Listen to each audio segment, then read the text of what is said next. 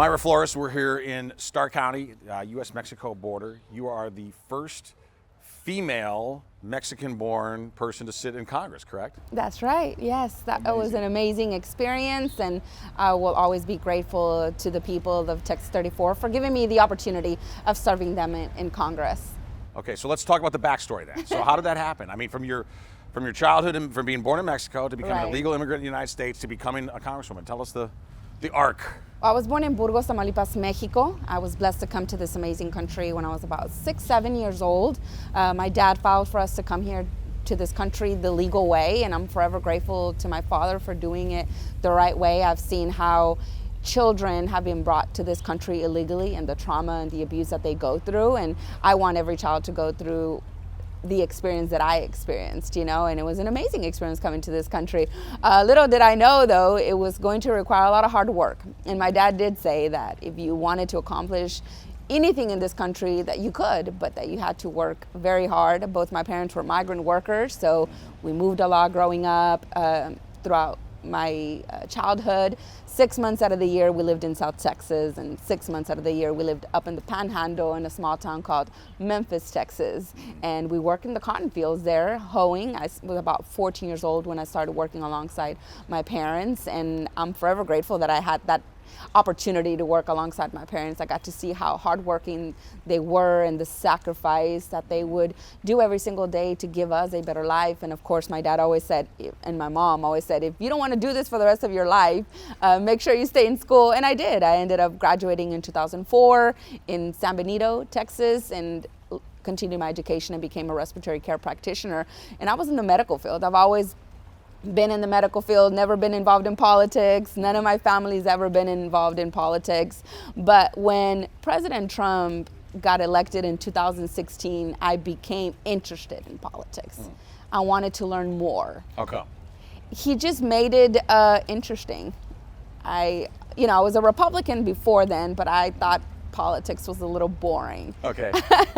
And he brought some excitement to it. I remember staying till 2 a.m. Back in 2016, just waiting for the results. And when he got elected, it was a big deal for me. So I decided, you know what, this is fun. Like, I want to learn more about politics. And that's honestly how I got interested in politics. I started reaching out to the local Republican Party in Hidalgo County and realized that they didn't have a Hispanic outreach in South Texas.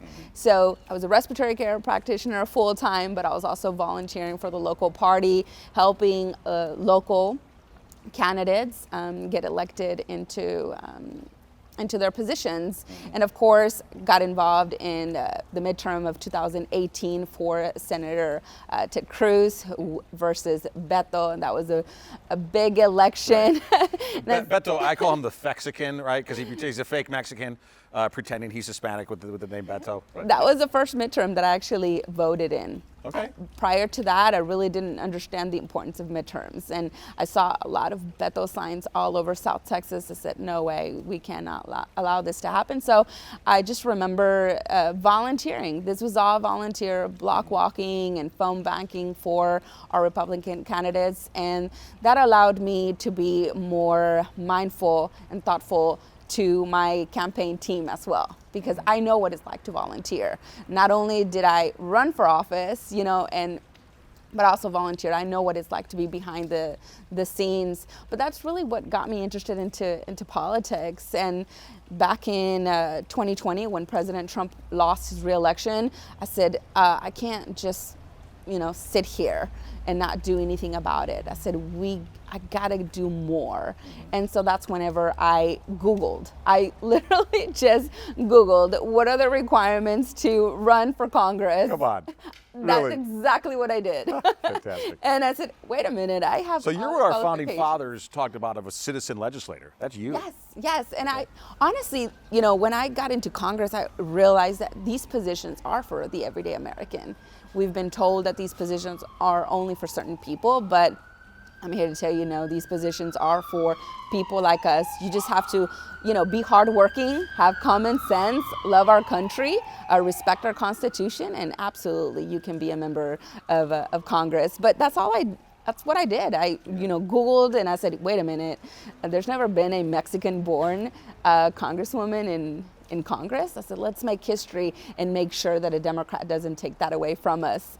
And so for me, it was important because of that, because I didn't want the Democrats to hold that title, that they elected the first Mexican-born congresswoman, in history. Because I knew that they would have her or him all over Vogue. And I said, no, I can't allow that to happen. So I'm so grateful that I was able to serve. Unfortunately, redistricting made it very difficult for us to win our re-election, but I believe that we'll be up there sooner or later. Okay, so when you decided to run for Congress, you literally had to do an internet search?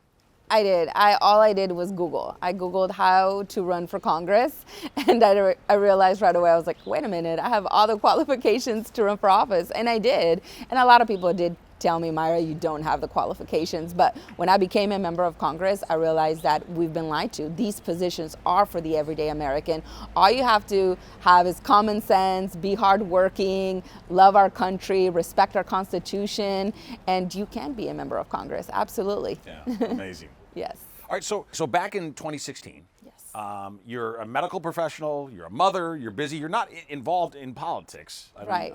You're an interested American, but you're not in any career sense. That's right. In politics. What was it about Trump that so intrigued you, that you found so fascinating? He was just so real. He didn't stutter.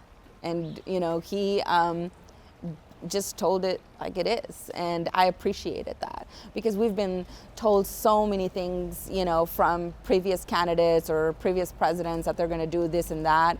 And I just saw that he had that real, he was just authentic, and that's something that I gravitate to. Sure. We need more people in politics to be authentic, to be themselves, and not to be fake and just, a lot of people in politics, I feel like they change versus what they hear, and Sure. just to try to win people, they change the way they are, and he stayed true to himself, and that's what I gravitate to. It's interesting that you mentioned that authenticity because, I think it appeals to all Americans, but I think it especially appeals to immigrant Americans, people like you, people like my father who came here legally to this country. And the reason I suspect that's the case is that if you're a legal immigrant to this country, you have so much work to do, right, to become a successful American, that you sort of don't have time for political nonsense. Does that make sense? Is that your experience? It is. Most people are focused on work, raising their family, paying their bills, and not the nonsense, that we're seeing on social media right now. So, for example, I'm seeing a lot of, Democrat Latinos protesting with their native flags. I believe that, you want to protest in America, you go and use the American flag. Yeah. You leave your native flag I'm at so home, glad you said that. because you want to be here, don't you? I can't even imagine, and my father's deceased, but I can't even imagine him waving a Colombian flag at a protest in America. How rude, how inappropriate. It is, because imagine an American going to Mexico to protest with an American flag. That would be a huge disrespect, and the Mexican people wouldn't allow it. So why would you protest in this country with your native flag? You leave that at home. You want to protest, you go and wave the American flag because you want to be here. Yeah. Let me ask you about that too, because this region, this Rio Grande Valley, of course, is not just majority, but overwhelmingly Mexican American and Latino. And people here are very understandably, very rightly, really proud of their Mexican heritage, right? Of their culture, their food, their faith, all of it. But at the same time, want to be Americans. We are very thrilled to be on this side of the border for good reason, right? Yes, I mean, the struggle is real for a Mexican American because, for a Mexican, we're not Mexican enough, and for the Americans, we're not American enough. And so it's very difficult, I would say, but you know what? I say just be yourself. Be proud of your heritage and the values that you were raised, but also be proud to be an American. I've heard so many times liberal Hispanics tell me, you think you're an American. I don't think I'm an American. I am an American. This is what an American looks like. Te crees americano. No me creo. Soy americana. Right. And so I hear that a lot because they don't see themselves as Americans. And a lot of our family that are Hispanic also don't see themselves as Americans, and they are. And a lot of these people that are out there waving the Mexican flag, most of them are not even Mexican.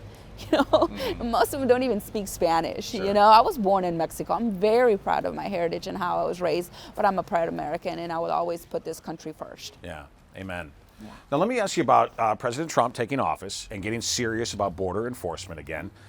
All the people I've spoken to here in the Rio Grande Valley and Starr County, they're thrilled. Yes. They don't view this as being anti-Latino at all. No, not at all. Because under the Obama administration, there was thousands of deportations every single day. I mean, Obama was known as a deporter in chief, and President Trump ran on border security. He said he was going to start deportations on day one. He's doing exactly what he said. We voted for this. We want those that are in this country illegally committing crimes, we want those people to be immediately deported. And they've said over and over, right now their top priority is those that are here with criminal record, and of course those who have an order for deportation. That is a top priority right now for President Trump's administration, and we support it here in South Texas. That's what he ran on, and that's what we voted for. Yeah. Let me ask you about this media narrative that Hispanics in general, and not just here in the Rio Grande Valley, but that Hispanics nationwide are somehow soft on the border, and yet Donald Trump had historic gains among Latinos, not just here, but all over the country, in the Bronx, in Chicago, in Los Angeles, in Imperial County, California, everywhere. Incredible gains among Hispanics.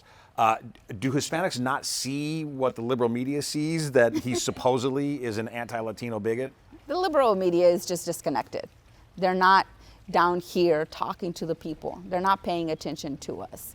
And we saw millions of people crossing illegally, feeling entitled to housing and care, while most Americans struggle to pay their bills. Yeah. So no one likes to be put second place. And that's how the people here in South Texas and throughout the country felt like. They felt like they were, second class Americans, and we should be prioritized. It was the economy that really impacted Americans. They were like, wait a minute, why are we spending millions of dollars on those that just cross illegally into our country? What about us? Y nosotros qué? Even those who immigrated here, a lot of people who actually immigrated here, let's say 20, 30 years ago, illegally into this country. I spoke with many who crossed illegally 20, 30 years ago, who've made it right already. They're now citizens in this country, but they said that their frustration was how these people crossed illegally and just felt entitled. Like, hey, when we crossed, we had to work hard to make it right. So even those who crossed illegally into this country 10, 15, 20 years ago were not okay with what was happening under the Biden administration and voted for President Trump. And I spoke with dozens of people like that. So you mentioned this economic stress. It seems to me that Hispanics, who are overwhelmingly a working class constituency in this country, the Biden inflation nightmare was worse for them than it was for other Americans. Was that a big driver of why Trump made such incredible gains among Hispanics? Absolutely, because see, those who were struggling didn't have the luxury to vote for someone that they liked. If you are wealthy and you have millions of dollars, billions of dollars, and you're doing well, great, you can vote for someone that you like. But the middle class, even low income, don't have that luxury. They're going to vote for the person that is going to give them more money in their pockets. And they knew that under President Trump, they had more money in their pockets. So it's not like they've never seen a President Trump administration. Right. I mean, under President Trump, we all had more money in our pockets. We had a strong economy. It's way back. It's a few years ago. It was a few years ago. So I think the media forgets that he was already president, Right. And we remember what was that like. Yeah. So a lot of people, voted for him because of his policies. They didn't have that luxury to vote for someone that they didn't like or that they liked. And I had a lot of family members myself that voted for him not because they liked him, but because of his policies. And I would tell them, you don't have to like him. Right. Look at his policies.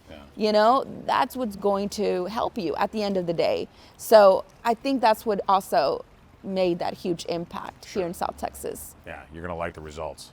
So let me ask you about this. This region historically was really Democratic. Seems to be changing pretty quickly, right? But historically very Democratic.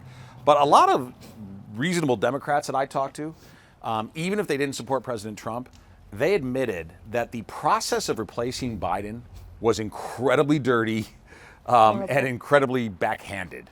Right. Your reaction, and I want to know what you think, and also, did it matter, you think, in this area? I think it did matter. I mean, they didn't give the Democrats, an opportunity to vote for their candidate who was going to be the nominee for their party. They took that right away from them. I mean, I would be upset, as a Republican, if they just appointed someone that I didn't vote for in the Republican primary. They took that away from them. So I could see the frustration, and that's why Kamala Harris lost. That's one of the reasons, besides her policies, but right. that is one of the reasons, and I think they did it on purpose because they knew she wouldn't be able to win in a Democrat primary. Outside of the economy and border, it seems to me like the other big issue for Hispanics is culture. And we are overwhelmingly a culturally conservative people, right? We believe, for example, that there are two sexes. We believe in prioritizing the family. We're generally people of faith, intense faith, whether Catholic Hispanics or evangelical Hispanics. The Democrat Party, it seems to me, has become totally inhospitable to cultural conservatives. Is that part of why Hispanics are rallying so much to America First? Absolutely. I feel like the Democrat Party walked away from us.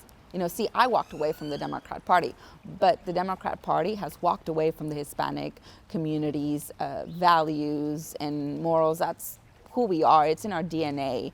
But I also think that the Republican Party started investing in the Hispanic community. Prior to 22, there was no investments here in South Texas. So once the Republican Party started investing in the Hispanic community and started putting out information, because it's all about that education. Hispanics didn't change. They've always been conservative. Our values have always aligned more with the Republican Party.